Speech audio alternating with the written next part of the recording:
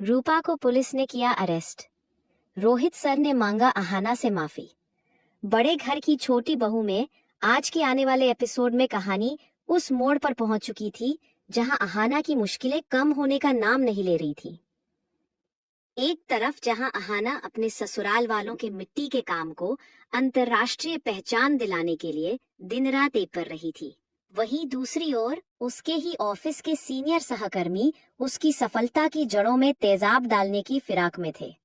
रूपा, जो अहाना की सबसे बड़ी दुश्मन बन चुकी थी, उसने इस बार एक ऐसी घिनौनी चाल चली कि अहाना का करियर और सम्मान दोनों दांव पर लग गए।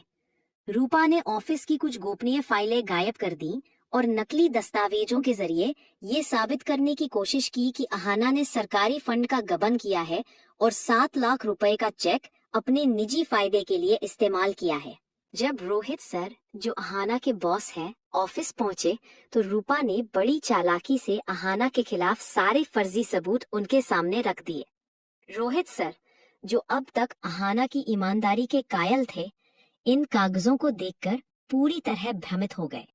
रूपा ने उनके कान धरते हुए कहा कि सर, जिसे आप हीरा समझ रहे थे, वह तो कोयले से भी ज्यादा काली निकली। इसने आपके भरोसे का कत्ल किया है। रोहित सर गुस्से में अपना आपा खो बैठे। उन्होंने बिना अहाना का पक्ष सुने सबके सामने उसे ऑफिस से निकालने और पुलिस के हवाले करने का आदेश दे दिया।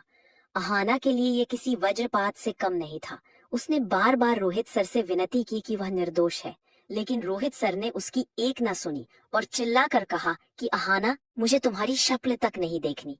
तुमने विभाग की नाक कटवाई है। पुलिस ऑफिस पहुंची और अहाना को हथकड़ी लगाकर ले जाने के लिए तैयार खड़ी है। ऑफिस के गलियारे अहाना के खिलाफ हो रही कानाफूसी से गूंज रहे थे। रोहित सर का चेहरा गुस्से और निराशा से भरा था। उन्हें लग रहा था कि अहाना ने उनके उस अटूट भरोसे का कत्ल किया है जो उन्होंने इस प्रोजेक्ट पर दिखाया था। रूपा, जो अपनी जीत पर मंद मंद मुस्कुरा रही थी, उसने अहाना के करीब जाकर कान में फुसफुसाते हुए कहा कि कहा था ना, इस बड़े घर की छोटी बहू को उसकी औकात दिखा दूंगी। आज तेरी विदाई ऑफिस से नहीं बल्कि जेल की कालकोठरी से होगी। लेकिन जैसे ही पुलिस अहाना को ले जाने के लिए आगे बढ़ी, तभी कारखाने की मुखिया और अहाना की सासू माँ दुर्गा देवी सेन ने ऑफिस के हॉल में कदम रखा।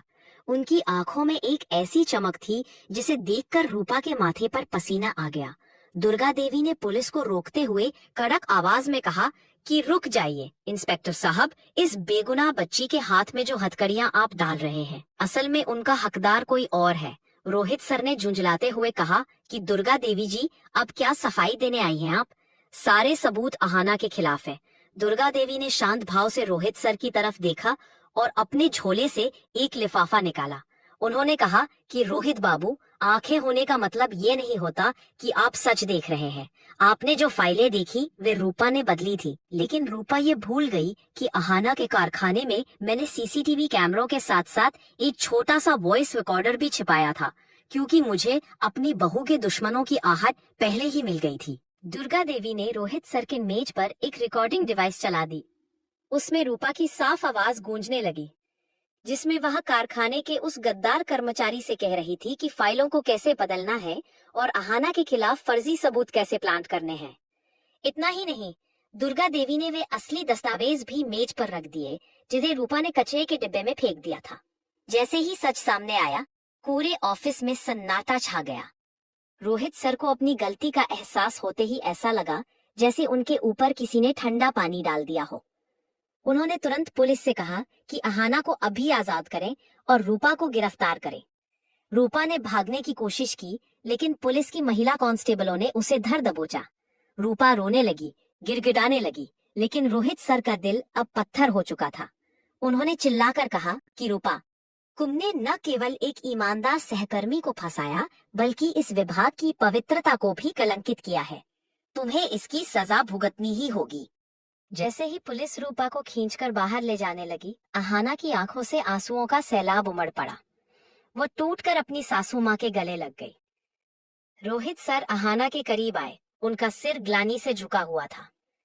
उन्होंने सबके सामने हाथ जोड़कर अहाना से कहा कि अहाना, मुझे अपनी आंखों पर शर्म आ रही है।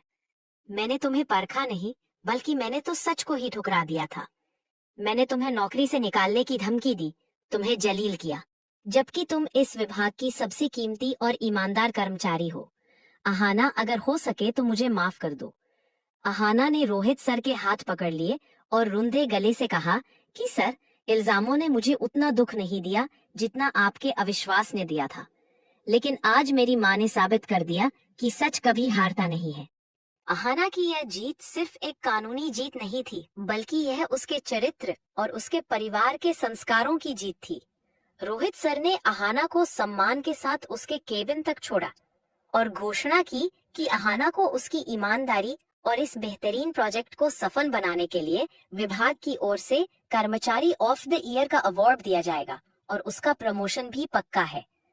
ऑफिस के वे कर्मचारी जो कुछ देर पहले अहाना को चोर नजरों से देख रहे थे, अब उसके पास आकर माफी मांग रहे थे और बधाई दे रहे थे।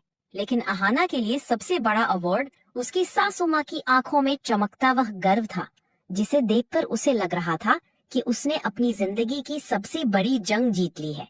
घर पहुंचने पर अहाना का स्वागत किसी उत्सव की तरह हुआ। दुर्गा देवी ने पूरे मोहल्ले को इकट्ठा किया और ऐलान किया कि आज मेरी बहू ने साबित कर दिया कि वह सिर्फ इस घर की लाज नहीं, बल्कि इस पूरे समाज की प्रेरणा है। अहाना ने उन 60 लाख रुपए के चेक के साथ कारखाने में काम शुरू किया और देखते ही देखते मिट्टी की वे मूर्तियां शहर की दुकानों से निकलकर बड़े बड़े शोरूमों तक पहुंचने लगी। अहाना के पति, जो पहले खामोश रहते थे, आज उन्होंने भी अहाना का साथ देने के लिए अपनी नौकरी छोड़कर कारखाने के मैनेजमेंट को संभालने का फैसला किया। घर की हर महिला अब एक उद्यमी बन चुकी थी। कुछ ही हफ्तों में अहाना के नेतृत्व में कारखाने ने अपना पहला अंतर्राष्ट्रीय ऑर्डर पूरा किया। रोहित सर खुद घर आए और उन्होंने अहाना को बताया कि उनके काम की चर्चा अब मंत्रालय तक पहुंच गई है। अहाना ने अपनी सफलता का पूरा श्रेय अपनी सासू माँ और उन महिलाओं को दिया जिन्होंने दिन रात मिट्टी के साथ मेहनत की थी। बड़े घर की छोटी बहू ने यह दिखा दिया कि अगर इरादे नेक हों और बड़ों का आशीर्वाद साथ हो तो दुनिया की कोई भी ताकत आपको आगे बढ़ने से नहीं रोक सकती। अहाना का संघर्ष अब एक मिसाल बन चुका था। रूपा के जेल जाने के बाद ऑफिस की राजनीति खत्म हो गई थी और अहाना ने वहां एक ऐसा कार्यक्षेत्र बनाया जहां सिर्फ मेहनत और ईमानदारी की कद्र होती थी। आज अहाना जब अपने कारखाने की छत पर खड़ी होकर डूबते सूरज को देख रही थी तो उसे एहसास हुआ कि उसकी असली जीत 50 लाख के कॉन्ट्रैक्ट या 7 लाख के चेक में नहीं थी, बल्कि उस भरोसे में थी जो उसने अपनी सासू माँ और अपने ऑफिस के बॉस के दिल में दोबारा पैदा किया था। बड़े घर की छोटी बहू ने अपनी सूझबूझ से न केवल अपना करियर बचाया, बल्कि अपने परिवार के सम्मान को आकाश की ऊंचाइयों तक पहुंचा दिया। अहाना की सफलता अब 7वें आसमान पर पहुंचने वाली है। रूपा के जेल जाने और रोहित सर की माफी के बाद अहाना के प्रोजेक्ट को राष्ट्रीय स्तर पर पहचान मिलती है। अहाना की मेहनत रंग लाती है जब उसे भारत सरकार की ओर से नारी शक्ति सम्मान के लिए चुना जाता है। यह खबर मिलते ही पूरे मोहल्ले और ऑफिस में खुशियों का ठिकाना नहीं रहता। रोहित सर खुद अहाना के घर फूलों का गुलदस्ता लेकर पहुंचते हैं और बताते हैं कि अहाना का बनाया हुआ मिट्टी कला प्रोजेक्ट अब पूरे देश के लिए एक मॉडल बन गया है। वे अहाना को पदोन्नत कर प्रोजेक्ट हेड बना देते हैं। लेकिन खुशियों के इस माहौल के बीच एक नया तूफान दस्तक देता है। रूपा की एक दूर की रिश्तेदार, जो एक बड़ी कॉरपोरेट कंपनी की मालकिन है, अहाना के बढ़ते साम्राज्य को गिराने के लिए बाजार में नकली और सस्ती प्लास्टिक की मूर्तियां उतार देती है, जिससे अहाना के हाथ से बने स्वदेशी उत्पादों की मांग गिरने लगती है। अहाना घबराने के बजाय अपनी सासू माँ दुर्गा देवी के साथ मिलकर एक नया दांव खेलती है। वह इको फ्रेंडली मूर्तियों का ऐसा अभियान चलाती है कि लोग प्लास्टिक को छोड़ मिट्टी की खुशबू की ओर खींचे चले आते हैं। राष्ट्रीय पुरस्कार समारोह में जब अहाना को मंच पर बुलाया जाता है तो वह अपना पुरस्कार अपनी सासू माँ के चरणों में रख देती है। अहाना का यह समर्पण देखकर पूरा देश उसे सलाम करता है। अहाना ने साबित कर दिया कि एक छोटी बहू अगर ठान ले तो वह न केवल घर की दीवारों को बल्कि देश की किस्मत को भी बदल सकती है। आज के एपिसोड में बस इतना ही। कमेंट में बताइए ये स्टोरी कैसा लगा।